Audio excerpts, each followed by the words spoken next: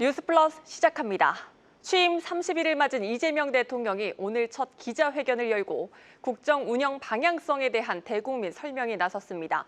이 대통령은 이 자리에서 부동산 정책 방향과 민생 회복 지원금 효과 등 다양한 분야에 대해 직접 입장을 밝혔습니다. 자세한 내용 대통령실에 나가 있는 취재 기자 연결해 알아보겠습니다. 전범진 기자, 오늘 부동산 시장에 대한 추가 규제와 공급 대책을 암시하는 발언도 나왔죠. 네, 이재명 대통령은 오늘 오전 청와대 영빈관에서 취임 30일 기념 기자회견을 갖고 약 2시간 동안 기자단의 질문에 응답했습니다. 기자단은 민생 경제와 외교 안보, 사회문화 3개 분야로 나눠 총 15개의 질문을 던졌고 대통령은 원고 없이 즉석에서 대답을 내놓았습니다. 이날 회견에서 가장 눈길을 끌었던 건 지난주 금융위원회가 발표한 강도 높은 대출 규제 정책에 대한 대통령의 평가였는데요. 이 대통령의 발언 직접 들어보겠습니다. 이번에 대출 규제는 맛배기 정도에 불과하죠. 수요 억제책으로는 지금 이거 말고도 많아요. 이 투기적 수요가 사실 부동산 시장을 매우 교란을 하는데 이제는 부동산보다는 금융시장으로 옮기는 게 훨씬 더 낫지 않을까 그런 생각을 좀 합니다. 이 대통령은 이틀 전 국무회의에서도 부동산 시장으로의 자금 편중이 투기 과열과 주거 불평등을 불러왔다 지적한 바 있는데요. 오늘도 같은 입장을 되풀이하며 필요하면 추가 규제를 꺼내서라도 주식이 부동산을 대체하는 투자 수단이 될 수 있도록 하겠다고 강조했습니다. 또 이 대통령은 부동산 시장의 공급 확대를 위해 이전 정부에서 계획했던 3기 신도시 사업에 속도를 내고 기존 택지를 재활용하거나 고밀화하는 방안을 고려하고 있다며 대선 과정에서 언급됐던 이른바 4기 신도시에 대해선 목이 마른다고 소금물을 마시는 것에 빗대기도 했습니다. 이 대통령은 주식시장 강조를 여러 차례 되풀이했습니다. 취임 한 달의 대표적인 성과를 묻는 질문에 대통령은 주식시장이 눈에 띈다며 정권 교체만으로 주식시장의 긍정적인 전망이 반영돼 국민들의 주머니가 두툼해진 것 같아 다행이라고 말하기도 했습니다. 네, 오는 8일 유예 기간이 끝나는 미국의 고율 상호관세 부과 문제에 대한 이 대통령의 입장 또한 나왔습니다. 전 기자, 이 대통령이 미국과의 협상이 원활하지 않다는 점도 인정했죠? 네, 그렇습니다. 오늘 회견에 참석한 외신 기자단은 이 대통령에게 현재 미국과의 관세 협상 상황, 그리고 관세 유예 종료 전에 협상이 완료될 수 있는지를 물었는데요. 이에 대한 이 대통령의 답변 역시 직접 들어보겠습니다. 7월 8일까지 끝낼 수 있는지도 확언하기 어려워요. 또 쌍방의 모두에게 도움이 되는 그야말로 호혜적인 그런 결과를 만들어내야 하는데 아직까지도 쌍방이 정확하게 뭘 원하는지가 명확하게 정리되지는 못한 상태입니다. 이 대통령이 밝힌 것처럼 우리 정부는 대선 등 혼란스러운 상황으로 인해 미국과의 협상에 속도를 내지 못하고 있습니다. 대통령은 또한 정부는 계속 노력하고 있고 다방면에서 우리의 협상 주제들도 발굴하고 있다며 통상협의가 관세에만 머무르지 않고 다방면으로 전개되고 있다는 점도 시사했습니다. 산업통상자원부에 따르면 여한구 통상교섭본부장은 이번 주말 워싱턴 DC를 찾아 제이미슨 그리어 미국 무역대표부 대표와 하워드 러트닉 미국 상무부 장관을 면담합니다. 이 자리에서 여 본부장은 우리가 미국과 다방면에서 협력하는 우방국임을 강조하고 상호관세 유예 시한의 연장을 요청할 것으로 예상됩니다. 국회는 지금 2차 추가경정 예산안의 막판 심의를 진행하고 있습니다. 추경안이 내일 본회의를 통과하면 당장 이달 중으로 전 국민 소비 지원금이 지급되게 됩니다. 이 대통령 기대 효과 어떻게 예측하고 있습니까? 예, 국회는 현재 예산결산특별위원회에서 추경안의 최종 심사를 진행하고 있습니다. 세부 명세서 작성 등 절차를 고려하면 내일 중으로 본회의를 통과할 전망인데요. 이 대통령은 이번 추경의 핵심 사업인 민생회복 소비지원금을 두고 저수지 이론을 내세웠습니다. 가뭄이 발생하면 저수지 심층부에 물이 남아있지만 얕은 지역엔 물이 고갈되는 상황처럼 경기 부진에 더 크게 타격받은 취약계층을 돕기 위해 이번 지원금을 지급한다는 설명입니다. 다만 추후에 추가 지원금을 지급하기엔 재정 상황이 녹록하지 않다면서 현재로서는 3차 추경에 나설 계획이 없다고 말했습니다. 소비지원금의 효과와 계획에 대한 이 대통령의 답변입니다. 효과는 일반적으로 평가되는 것보다 높을 거다라고 생각합니다. 또 할 거냐 문제는 그때 가봐야겠죠. 일단은 뭐 추가할 계획은 없어요. 그러나 세상 일이 꼭 계획대로만 되는 건 아니더라고요. 실제로 정부는 이번 추경안에 10조 3천억 원 규모의 세입 경정을 담았습니다. 그만큼 이 대통령은 필요할 땐 과감한 재정 정책을 통해 경기를 부양하면서도 장기적으로는 재정 건전성도 놓치지 않는 국정 운영을 강조한 것으로 해석됩니다. 이 대통령은 기자회견을 마친 뒤에는 비교섭 단체에 속한 5개 야당의 대표들과 오찬 회동을 하며 협치에 나섰습니다. 지금까지 용산 대통령실에서 한국경제TV 전범진입니다. 이른바 3% 룰이 포함된 더 센 상법 개정안이 국회 본회의를 통과했습니다. 경제 8단체는 공동 입장문을 통해 법 취지에는 공감하지만 우려가 크다며 경영권 방어책에 대한 논의가 필요하다고 밝혔습니다. 산업부 장슬기 기자 나와 있습니다. 장 기자, 국회 문턱을 넘은 상법 개정안 곧바로 시행되는 겁니까? 네, 이번 상법 개정안의 핵심 조항은 크게 4가지입니다. 먼저 이 공포 즉시 시행되는 이사 충실의 의무 확대가 있습니다. 기존 회사에 한정됐던 이사의 충실 의무 대상이 주주까지 확대되는 내용입니다. 이 법안 통과 막판까지 논쟁이 컸던 3% 룰도 여야 합의가 이뤄지면서 이번 개정안에 포함됐습니다. 3% 룰은 이 대주주와 특수관계인이 감사위원을 선임할 때 이 의결권을 지분과 상관없이 합산 3%로 제한하는 조항으로 이 공포 후에 1년 유예한 뒤 시행됩니다. 일정 자산 규모 이상 상장사의 전자주주총회를 의무화하는 조항은 2027년 1월 1일부터 시행될 예정이고요. 집중투표제와 감사위원 수를 확대하는 조항은 아직 여야 합의를 이루지 못해서 추후 공청회를 통해 재논의할 예정입니다. 네, 그간 기업들의 반발이 굉장히 컸는데 결국 통과가 됐습니다. 기업들이 가장 우려하는 부분은 어떤 점입니까? 네, 아무래도 당장 이 이사의 충실 의무 대상이 주주까지 확대되는 만큼 기업 입장에선 경영권 위축을 좀 우려하고 있습니다. 특히 이 충실 의무에 대한 정의가 아직 명확하지 않아서 이사에 대한 손해배상이나 배임죄 소송의 빌미가 될 수 있다는 겁니다.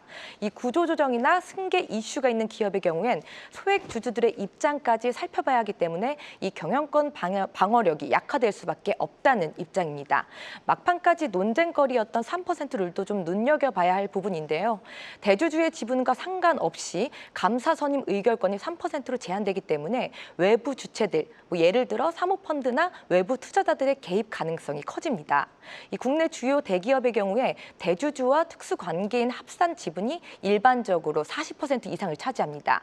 대표적으로 삼성의 지주회사격인 삼성물산만 보더라도 이재용 회장을 비롯해 특수관계인 지분만 36% 수준입니다.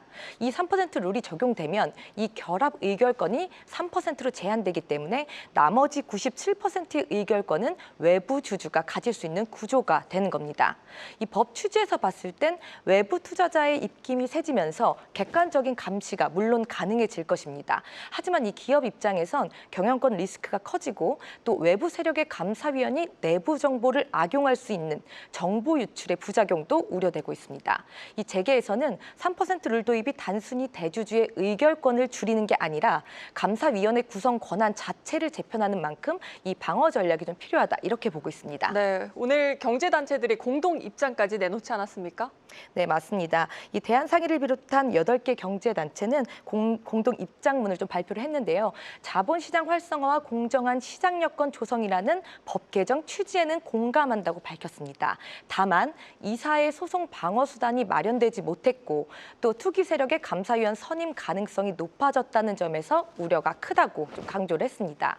경제단체는 이 경영 판단 원칙을 명문화하는 방안과 배임죄 개선 그리고 이 경영권 방어 수단도 이 도입을 해야 하는 이런 보완책 논의가 이뤄져야 한다고 촉구했습니다.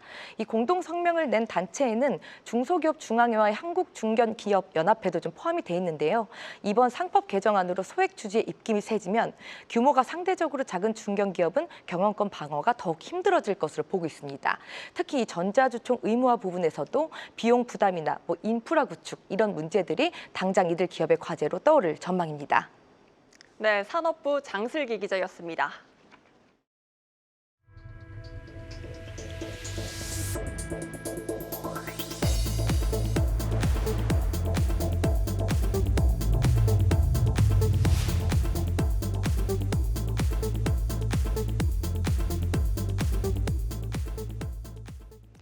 재계의 우려가 큰 한편 자본시장에선 이번 개정안이 저평가된 국내 증시를 끌어올릴 전환점이 될 것이란 평가가 나옵니다. 계속해서 증권부 김원규 기자와 자본시장 측면에서 이야기 나눠보겠습니다. 김 기자, 특히 자본시장이 주목하고 있는 부분은 어떤 부분입니까? 일단 이사의 충실 의무 대상 확대 그리고 이 전자주주총회를 의무화하는 부분입니다. 단순히 주주 중심주의 전환을 넘어서 지배주주의 사익 추구로 인해 일반 주주들이 피해를 보는 고질적인 문제를 해결하고 자본시장을 정상화하는 데 초점을 맞추고 있습니다. 새롭게 강화된 이사의 충실 의무는 개정안 공포와 동시에 즉시 시행됩니다.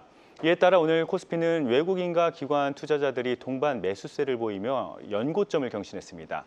더불어 내년 1월부터 자산 2조 원 이상의 상장사들에게 전자주주총회가 의무화되는 내용도 자본시장의 중요한 변화 중 하나입니다. 그동안 일부 소액주주들은 주주총회 날짜가 겹치거나 물리적인 거리 때문에 주총 참여가 어려웠습니다. 하지만 이들이 대거 의결권을 행사할 수 있게 됐다는 점을 시장이 주목하고 있습니다. 네, 주요 쟁점 중 하나였던 집중투표제 도입은 이번에 포함되지 않고 더 논의를 이어가기로 했습니다. 김 기자, 이 부분은 왜 이렇게 이견이 큰 겁니까? 우선 이 집중투표제가 뭔지를 좀 살펴봐야 될 것 같은데요. 이 주총 때 주주가 이사 후보 전원을 대상으로 보유 주식 한 주당 여러 장의 투표권을 행사할 수 있는 제도를 말합니다. 이는 소액주주라도 표를 집중해서 이사를 선임할 수 있다는 특징이 있습니다.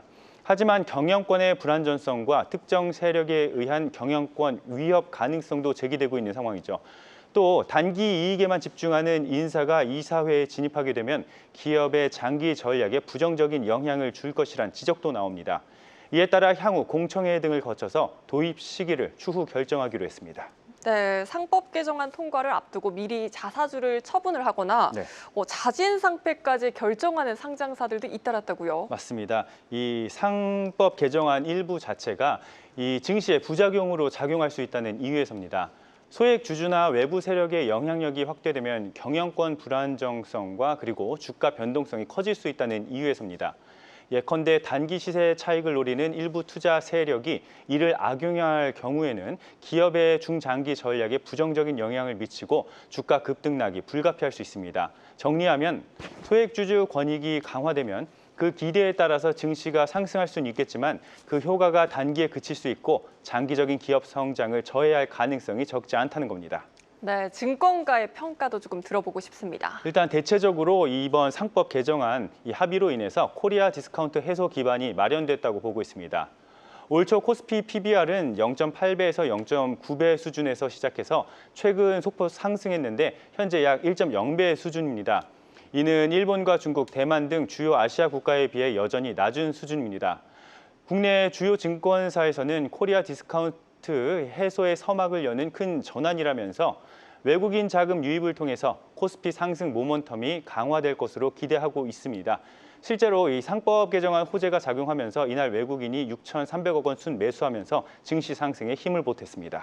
네, 그렇다면 이제 궁금한 건 코스피가 어디까지 오르느냐입니다. 예. 김 기자, 4천까지도 얘기가 나오던데 어떻습니까? 맞습니다. 이제 국내 주요 증권사들은 일제히 코스피의 12개월 목표치를 상향 조정하고 나섰습니다.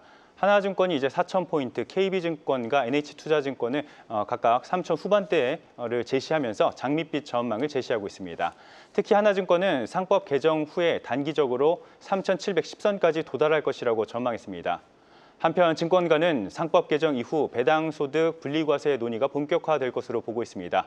최대 주주의 세 부담을 완화해서 고배당 확대를 유도하기 위한 조치입니다. 네, 증권부 김원규 기자였습니다.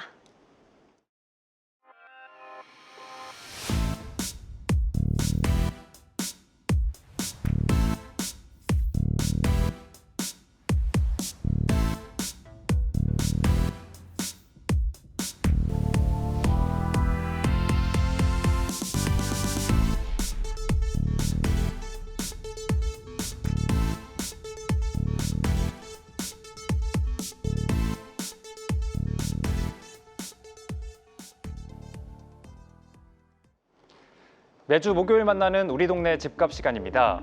6.27 대출 규제가 나온 이후 첫 주간 아파트값 통계가 나왔습니다. 초강력 대책이었다 보니 효과는 뚜렷했습니다. 서울 아파트값 상승률 8주 만에 꺾였습니다. 상승장을 주도했던 강남 3구의 주간 상승률 여전히 높지만 상승폭은 줄었습니다. 한강벨트 주요 지역들도 상승세가 한풀 씻긴 했지만 여전히 불장 수준의 상승률입니다. 조사 기간 중 나온 대출 규제의 영향이 제대로 반영되지는 못했습니다. 하지만 불길이 양천과 영등포, 동대문으로 번지고 또 노원구와 도봉구는 오히려 상승폭이 커졌습니다. 또 경기도 과천과 성남 분당이 급등한 것을 보면 정부가 초고강도 규제를 내놓을 수밖에 없었던 배경을 짐작할 수 있습니다. 이제 시장의 관심은 대출 규제의 효과와 하반기 부동산 시장 전망으로 쏠리고 있습니다. 그래서 부동산 전문가 8인에게 물었습니다.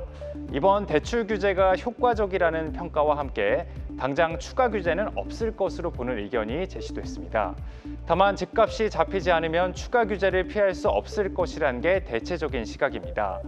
투기 과열지구 등 규제 지역을 추가로 지정하거나 고가 주택을 취득할 때 자금 출처에 대한 증빙 요건을 강화하는 방안이 제시됐습니다.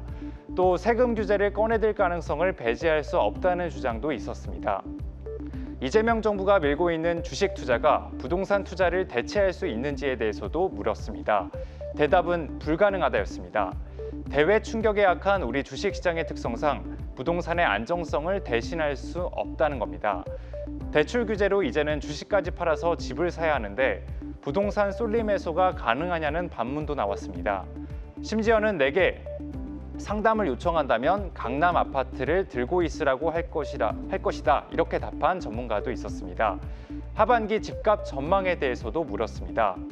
당장은 수요 감소로 시장이 잠잠하겠지만 구조적으로 안정세를 찾긴 어렵다는 전망이 지배적이었습니다. 강남과 한강벨트는 일부 조정을 받겠지만 대출 한도 이내에서 거래가 가능한 지역들로 수요가 몰릴 것이란 분석이 나왔습니다.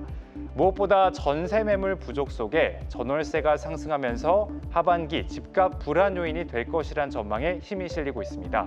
지금까지 뉴스 브리핑이었습니다.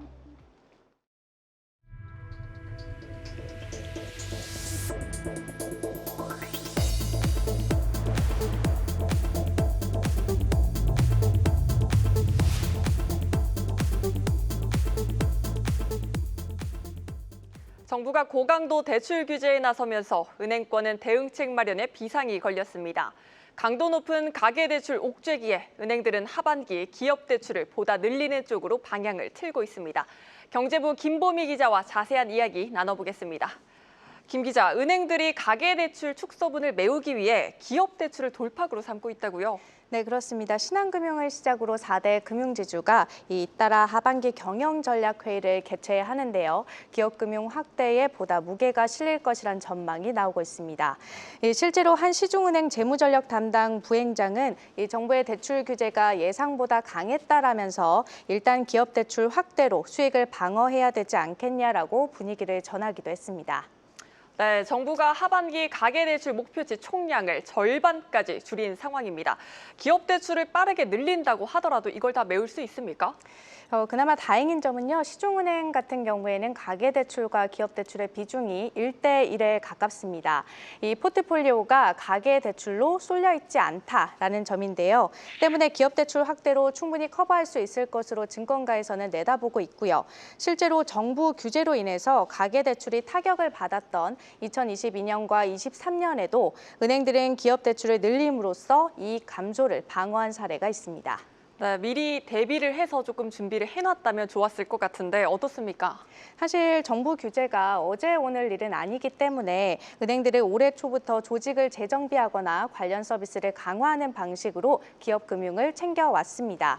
국민은행 같은 경우에는 이 전국에 한 명 있었던 기업금융 전담 지점장을 올해 20명 이상으로 늘렸고요. 신한은행은 본점의 기업대출 지원 범위를 확대하고 올해 KPI에서 영업점의 기업대출 비중을 높였습니다.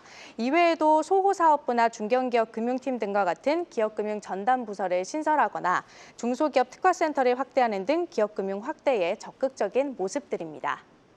네, 경기가 워낙 좋지 않다 보니까 기업들 사정도 녹록지 않습니다. 김 기자, 그렇다면 아무래도 우량 기업을 발굴하는 게 관건이겠죠? 네, 맞습니다. 바로 이 부분이 사실 현재 은행들로서는 부담 요인인데요. 실제로 지난달 말 기준 5대 시중은행의 기업대출 잔액은 전달 대비 약 8조 4천억 원 감소했습니다. 올 들어 가장 큰 폭의 감소인데요. 이 경기 불확실성이 커지면서 대기업을 중심으로 기업들의 자금 수요가 줄어든 영향입니다.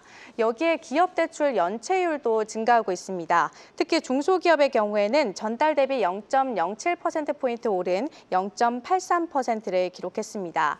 중소기업 대출 연체율 같은 경우에는 보통 1%를 마지노선으로 보고 있고요. 지난 6여 년 동안 0.85%를 넘어선 적이 없다는 점에서 현 수준은 매우 높은 상태라고 할 수 있겠습니다. 네, 시중은행들 그렇다면 하반기는 규제와 수익성 또 건전성까지 열심히 해봐야 되는 상황입니다. 상반기 실적이 그나마 방어를 해주면 좋을 것 같은데 상반기 실적 어떻게 추정되고 있습니까? 일단 연초에 공격적인 대출 영업으로 지난 1분기 사상 최대 실적을 쓴 덕분에 올해 상반기에는 무려 10조 원에 육박하는 역대급 성적표를 받아들 것으로 점쳐지고 있습니다. 물론 지난해 홍콩 H지수 ELS 손실에 따른 기저효과도 반영이 됐고요. 다만 분기별로 떼어놓고 봤을 때는 당장 2분기가 전년 동기 대비 3.2% 감소할 것으로 예상되고 있습니다. 여기에 하반기에는 주 수익원인 가계 대출 축소가 불가피한 상황이어서요. 3분기, 4분기에 수익을 얼마나 잘 방어했는지에 따라서 각사별로 연간 실적이 갈릴 것으로 전망됩니다. 네, 경제부 김보미 기자였습니다.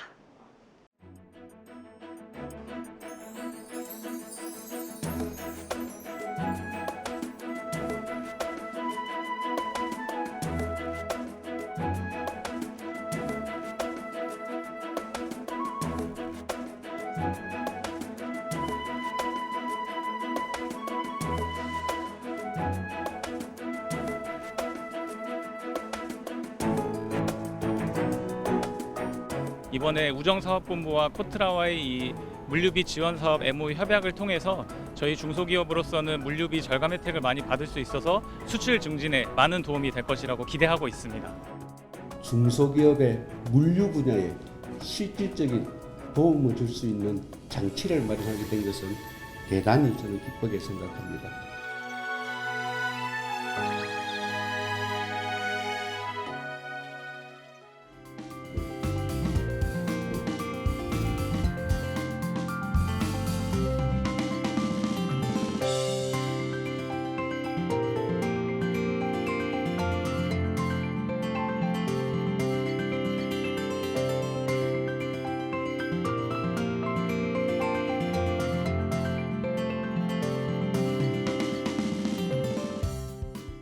오늘 뉴스는 여기까지입니다. 시청해주신 여러분 고맙습니다.